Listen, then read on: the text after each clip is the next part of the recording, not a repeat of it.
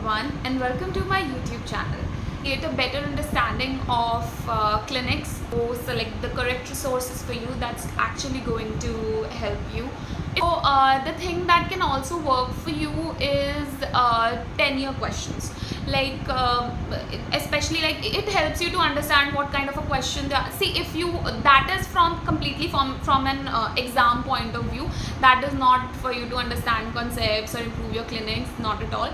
10 years is basically for the type of questions that are going to be asked of you in your exams and for you to do well in exams, because obviously you have to study in an exam oriented kind of view when the university exams are happening and stuff, and at that time you can pick up like 10 years and see the questions that are being repeated and be thorough with those questions.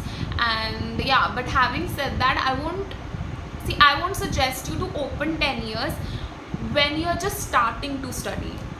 I would suggest you to clear your concepts, understand things well, and like when you're almost more than halfway done with your books, then I would suggest you to open 10 years. So if you feel like there's something that you have skipped that you should have studied, so you can always go back and study it. And if you feel like you have studied something a lot and that is important from a clinical point of view, but that never comes in exam, then still that is going to help you because you know it now. Our end goal is we are becoming doctors, so we just don't have to give exams, okay? At the end of the day, we need to improve our knowledge.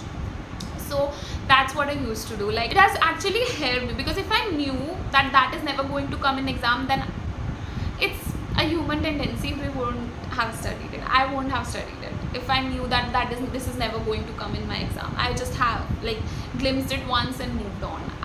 Like that happens because we don't have time. We have a lot of syllabus that we have to cover. But if I didn't know that whether it's going to come in exam or not, and I have time, like I have time to study, and I don't know that it's going to come in exam or not, then I will study it, and it might help me later because I know that thing now. And that, see, I know that is important clinically, but I also know that it's not going to come in exam. So it might be the case that I might not study it. That happens. It's human psychology, happens with everyone. So what I used to do is I used to view 10 years really late, like after I get done with half of the book or like more than half of the book. Then I used to pick up 10 years to know that okay, these are the questions that are going to be in my exams, and most of the stuff I have covered. Most of the stuff, see, and even I have covered like some stuff that is extra, so that is going to help me later. That is going to increase my knowledge because that's what we are here for. So that is my another suggestion to you guys. My sixth suggestion is revise. You need to keep on revising. The more amount of time you give into revising, that is going to help a lot. First time you you get done with the lecture first, come back home, learn what they have taught the same day. That is going to help you. What I want to suggest you guys is keep on repeating it. Like study it after you come back from college, so like it goes strong, like it gets stored in your memory, and that is what we are aiming for. Then at the end of the week, if you have like gone through everything and you have time, then you can always revise it. And if you don't have time, then you can go ahead with your week. And then if you are thinking like okay, a lot of stuff I have read and that has compiled and I can't remember it now, then you can always go back and revise it. And see, our colleges keep on like helping us reminded. There will be PCTs, there will be terminals, there will be viva, there will be PU, university. Okay, so university is the end goal, but yeah, you get the point. So you'll keep on revising it, and that is exactly what is going to help you. Making the notes and not revising it is not going to help you. If you're making the notes, give it enough time to revise. That is exactly what is going to help you. So let's come on to the marks point of view. So what happens here is that if you, especially if you're like subjective, like if your exams happen in a subjective way, if it's in an objective way, then that's great. But if it's in a subjective way, then all the marks goes in the hands of the teacher, the external that is checking your exam, your exam paper. So the seventh thing that I want to suggest you guys is write neatly, clearly and quickly. That is very important. Like the paper is so lengthy, you don't even have time to even like review what you're writing. So you have to be quick, you have to be neat, and you have to write everything clearly, so that the examiner can understand. Like if you like create like blunder, write it shortly, and or you'll try to cover like all the pages by writing it in really broad handwriting and not writing enough stuff, obviously the examiner will understand. So like write neatly, clearly and really quickly, and you have to like make diagrams or flow charts, or just so that examiner can easily see the main key points and like move on, and you can just underline it. So you have to be quick, especially in like PSM exam, even medicine, even surgery. Like you have to be really quick. You don't even have enough time to revise. Is another thing, you won't be able to revise your exam. Like that used to happen with me. I used to get the time. I used to get the time to revise in like my first year, second year, but not at all in my fourth year. In my third year, I did get time to revise in ENT. Other than that, no, not even in Ophtha, and especially not in PSM. Like PSM paper was so lengthy, just keep on writing and writing, and you don't even get enough time to like pick up your head and see here and there. So yeah, and that's what it happens. Like just focus on your paper and just do it. It works well. Okay, so you have to be like really quick. So the eighth thing that I want to suggest you guys is mention all the headings well and elaborate it well.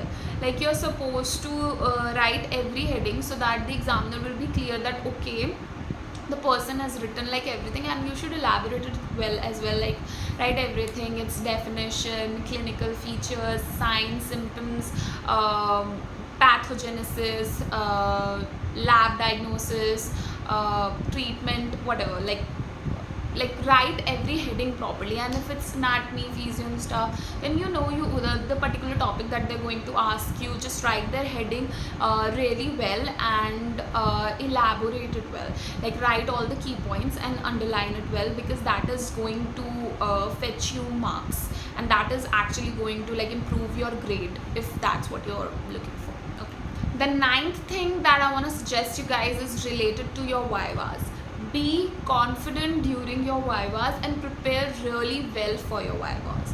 For your grand viva, you have to like just go through your book once, just so you know that okay, this is the key point. Learn the pages and like revise it once for your grand viva. And for your practical, you need to prepare well, especially for medicine and surgery. Examination should be thorough, and like you should be well versed with the topics that you feel like. So like you need to be prepared well, and during the viva you need to be confident of your answer. So if you can't see, what happens with us is when we don't know a question or the answer to a question, then we like tend to question it back. If the examiner has asked us something, then we ask the examiner the same thing in like a skeptical, like we'll say the answer and we'll put it in a way that it has a question mark behind it. So the examiner gets irritated and he'll be like, आप मुझसे पूछ रहे हो या बता रहे हो? So just be confident of your answer. If your answer is wrong, then they might just make you repeat it or make you think for it. Might get angry, they're externals, but other than that, at the end of the day, at least you're confident. So just be confident and don't be like overconfident and मतलब अपने answer पे अड़ मत जाना कि नहीं मैंने तो यही पढ़ा था, because then the examiner gets annoyed and they like throw you out. So don't do that. Even if you feel like you have studied, sometimes what examiner do is they try to confuse you. So they'll say, really, I have read this. So they'll like confuse you and say the opposite thing. And if you know that what you have read and you're sure, then just be calm and tell him or her that sir or ma'am, I have read this in the book, and probably if you're saying that, then I'll go and check if it's right or wrong, but I have read this. So if you have read that, you're sure of it, then be humble and say it politely. Don't be arrogant and say it like मैंने तो यही पढ़ा था. वो मत करना, that is very wrong, they'll throw you out. The 10th thing is don't give stupid answers. If you don't know something, then you don't know something.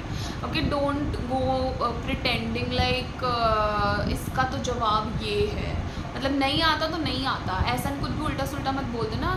They'll get really annoyed and pissed and irritated and like they can throw you out और सुनाने लगेंगे. Then you'll like obviously be upset and will like won't be able to answer the questions that you know the answers to ahead. So like if you don't know it, then just say that I don't know, or pretend that you have read it but you forgot, which most of us do, कि ये तो मैंने पढ़ा था याद नहीं आ रहा. So yeah, most of us do that. So yeah, you can do that, but don't do it with like every question. Then also he'll get irritated because he'll know you are pretending. So yeah, prepare well, give your answers confidently, and don't be scared, okay? And they'll scare you. I have cried in 2 of my vivas. I've cried in physiology, I've cried in surgery. Even after giving all the correct answers, they still like keep on scaring you, and like I don't know, they were testing the amount of zest or the strength that you have to bear whatever is happening. Just be confident, prepare well, give your answers well, and yeah, you ace it. So yeah, that's all the tips that I wanted to give you guys to do really well in medical school. And these are the tips that are tried and tested. These are the tips that have worked really well on me. These are the tips that fetched me distinction in a lot of subjects. So I'm suggesting you these tips to help you through your journey in your medical school. Follow this and I can assure you that you'll like ace your medical school with really good marks, and you'll understand your concepts well. You'll be really good at the clinics. I hope that this video proves really helpful to you, and if you want to suggest me something, then comment down below, and like, share, subscribe, and also follow me on my Instagram. And if you want to ask some questions, then you can always DM me or comment down below, and I'll try and answer them as much as I can. So yeah, that's all for today's video. Bye.